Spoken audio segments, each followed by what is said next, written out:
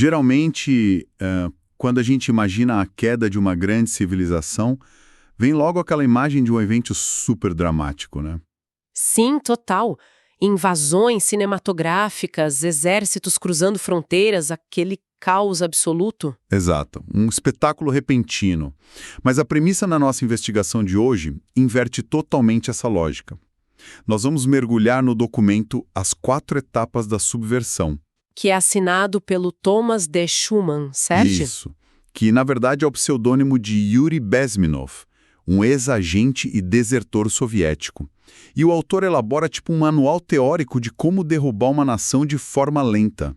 É como observar uma infestação de cupim, sabe? Eles vão devorando as fundações da casa enquanto os moradores estão lá sentados na sala discutindo pacificamente sobre trivialidades. Nossa, essa analogia é perfeita. E para quem nos escuta, é bom deixar claro que a nossa missão aqui é estritamente analítica. Com certeza. O objetivo não é endossar teorias da conspiração, nem tomar partido político, mas sim dissecar a mecânica dessa teoria. Entender como o autor propõe transformar uma sociedade aberta numa sociedade fechada, isso usando pressão psicológica sem disparar um único tiro no começo. O que é fascinante e assustador, o documento já começa citando Sun Tzu. Aquele estrategista militar chinês? Ele mesmo. A ideia de que a maior arte da guerra não é lutar no campo de batalha, mas destruir o inimigo por dentro, subvertendo os valores da nação.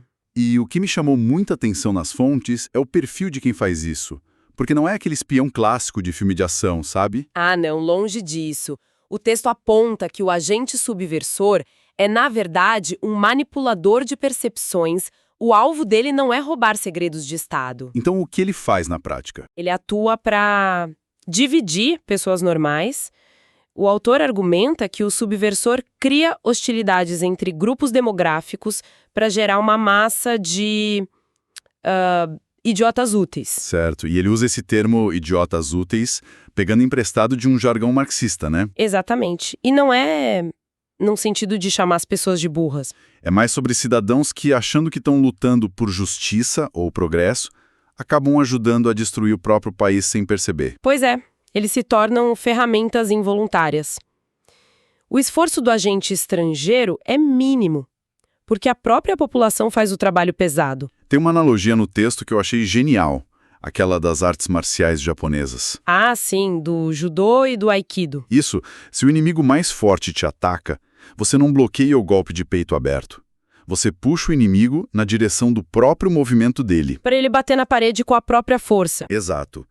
A subversão usa a força, a energia e até as liberdades de um país contra ele mesmo. E tem outra metáfora no documento, voltando para a ideia da casa. Imagina uma casa cheia de explosivos no porão. Esses explosivos seriam as tensões naturais da sociedade, tipo desigualdade, conflitos históricos. Isso, as divisões que qualquer país tem. O agente não precisa entrar e arrombar a porta. Ele só inicia um pequeno incêndio no gramado. E aí ele joga aquelas ideias que o autor chama de não assuntos pelas janelas, né? Perfeito. Ele distrai os moradores, a sociedade fica tão obcecada discutindo esses não assuntos, essas polarizações fúteis e artificiais, que ignora o fogo estrutural. Nossa, e a gente vê muito isso hoje nas redes sociais, debates intermináveis sobre coisas que não resolvem nada, mas o autor diz que esse processo todo demora muito tempo, não é? Demais. E aí a gente entra na primeira fase, que é a desmoralização. Ela dura de 15 a 20 anos. Peraí, 15 a 20 anos? Por que um número todo específico? Porque, biologicamente falando, é o tempo exato para você educar uma geração inteira. Ah, entendi. O alvo é expor essa geração a uma nova ideologia e remover os valores tradicionais de lealdade. O texto divide isso em 3 níveis de ataque. Tem o nível das ideias, o das estruturas e o da vida, certo? Exato. Nas ideias, eles atacam a religião e a educação.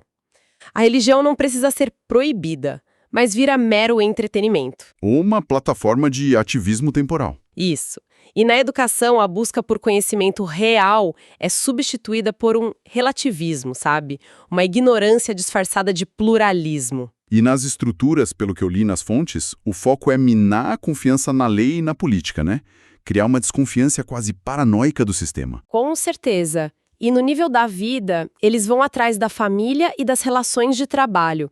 O objetivo é isolar as pessoas dos vizinhos e parentes. Para que depois elas depositem toda a lealdade num Estado gigantesco que prometa cuidar delas. Precisamente. E o documento diz que a ferramenta mais letal para espalhar tudo isso é a cultura de massa. Aqui a gente entra num ponto super interessante. As fontes citam aquele artigo de 1959 de um jornalista canadense, o Gregory Clark. Nossa, Som, um texto super provocativo. Ele diz que, se fosse subverter uma nação ocidental, não gastaria dinheiro comprando generais. Ele financiaria música ruim e literatura vazia. Incentivaria a indisciplina entre os jovens e a apatia nos mais velhos. Mas aí eu te pergunto, lendo isso, bate um questionamento crítico. Agências de inteligência realmente pagam artistas pop para fazer música ruim? Isso soa meio bizarro. Pois é, parece teoria da conspiração pura. Mas o especialista no texto esclarece que não é bem assim. Ninguém está assinando cheque para a banda pop. Então como funciona? É cooptação? Exato. Eles identificam movimentos que já existem de forma orgânica, tipo tendências de niilismo ou rebeldia sem causa, e dão um empurrãozinho. Ah, tipo facilitar financiamentos, bolsas, promover essas ideias até que o comportamento destrutivo vire a norma aceitável? Isso, eles matam a resistência imunológica da sociedade. E quando a nação perde a capacidade de reconhecer fatos básicos, entramos na segunda fase. A fase de desestabilização. E o que me chocou nas fontes é que a linha do tempo despenca. De 20 anos, passa para algo entre 2 e 5 anos. É uma aceleração brutal, porque o alvo muda. Agora a mira vai para a medula espinhal do país: economia, defesa e política externa. E quais são os sinais práticos de que uma sociedade entrou nessa fase? O texto lista coisas como a falência do processo de negociações trabalhistas e a ascensão da mobocracia. Mobocracia seria o governo da multidão? Basicamente, comitês populares e grupos de ativistas não eleitos começam a ditar as regras, intimidando as instituições tradicionais. É como se o sistema imunológico tivesse colapsado de vez. A desmoralização tirou as defesas e agora qualquer resfriado social vira uma falência múltipla de órgãos. Uma analogia perfeita de novo. A febre sobe tanto que o país fica paralisado e isolado diplomaticamente. Isso empurra tudo para a terceira fase, que é a crise, e dura só de 2 a 6 meses. Muito rápido. É o ponto de ruptura. Agentes que estavam adormecidos e grupos radicais entram em ação abertamente. Aproveitando o caos, a inflação, a violência urbana. Sim. E as massas ficam tão exaustas e confusas que elas mesmas começam a exigir um grande irmão. Elas pedem leis de emergência, nacionalização de propriedades, mudança do sistema, tudo em troca de segurança e progresso. E perceba, tudo isso acontece sem que o inimigo precise invadir com tropas. A nação se entrega voluntariamente, o que nos leva para a fase final, a normalização. E as fontes deixam claro que esse termo tem uma ironia sombria, né? Muito. A palavra normalização foi usada com cinismo pela propaganda soviética em 1968, na invasão da Tchecoslováquia. A Primavera de Praga. Exato. O país tentou algumas reformas democráticas, os tanques entraram, silenciaram todo mundo e no dia seguinte disseram que a situação tinha voltado ao normal. Ou seja, normal para eles significa silêncio absoluto e submissão. Mas tem um detalhe no documento sobre essa fase que é brutal. Sobre o destino dos aliados. Isso. O que acontece com os radicais e aqueles idiotas úteis que ajudaram o regime a chegar ao poder. O autor é categórico. Eles vão para a prisão ou são executados. Mas por que o novo regime faria isso com as pessoas que literalmente entregaram o país para eles? Porque, pensa bem, essas pessoas são, por natureza, desestabilizadoras e questionadoras. Ah, entendi. Elas sabem como fazer uma revolução. Exato. E o novo governo totalitário não precisa mais de revolução. Ele precisa de estabilidade, de gente obediente. Então o ativista útil de ontem vira o maior inimigo do Estado hoje. O ciclo se fecha de sociedade aberta para sociedade fechada. É um diagnóstico bem assustador, mas o documento não termina só no pessimismo.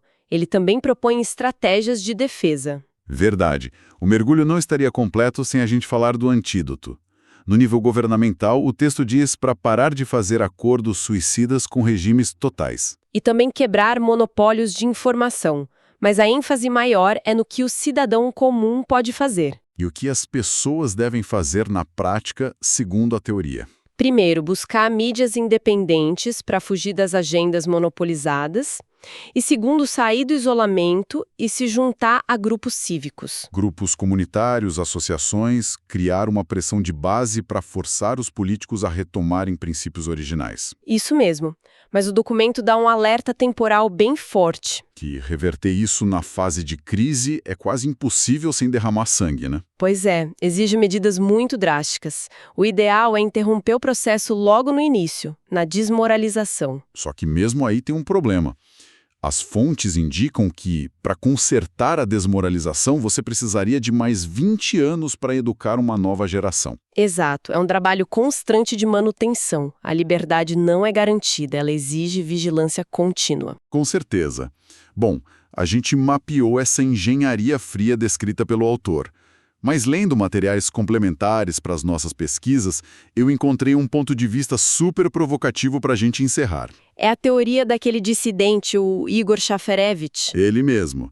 Ele estudou o colapso de impérios antigos e levantou uma questão que muda um pouco a nossa lente. Porque ele sugere que essa vontade de destruir a moral e nivelar a sociedade não é só uma tática política moderna, certo? Exato. Ele propõe que isso pode ser, na verdade, uma falha inata da natureza humana, um instinto de autodestruição que faz as grandes civilizações entrarem em colapso sozinhas. Nossa, isso é profundo. É algo para quem nos escuta ponderar. A subversão que a gente analisou hoje é um plano maligno imposto de fora, ou ela simplesmente desperta uma doença que já existe dentro da gente? Fica a reflexão.